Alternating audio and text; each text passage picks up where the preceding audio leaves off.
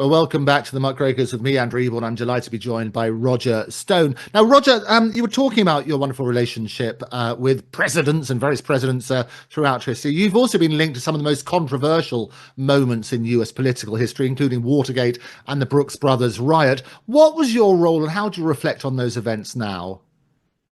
Well, first of all, it's important to recognize that the fake news media narrative of those events are not exactly the truth. I've written about this very extensively. So let's take the so-called Brooks Brothers riot.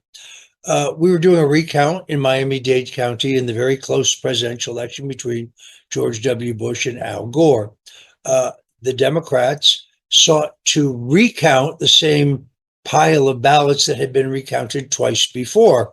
And when they sought to take those ballots behind closed doors with no observers from the media or from both parties, that's a violation of Florida's state sunshine law. So I was not in the building, but I was in touch with our people in the building, and I said, don't let them take those ballots out of public view. It was a violation of law.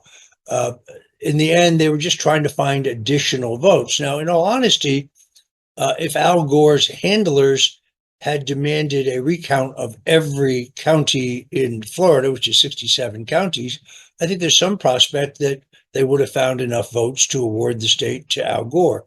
But instead, they only made the strategic mistake of only recounting in certain counties.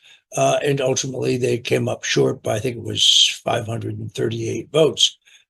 But the idea that I shut down a recount, no, I shut down the violation of the Sunshine Law.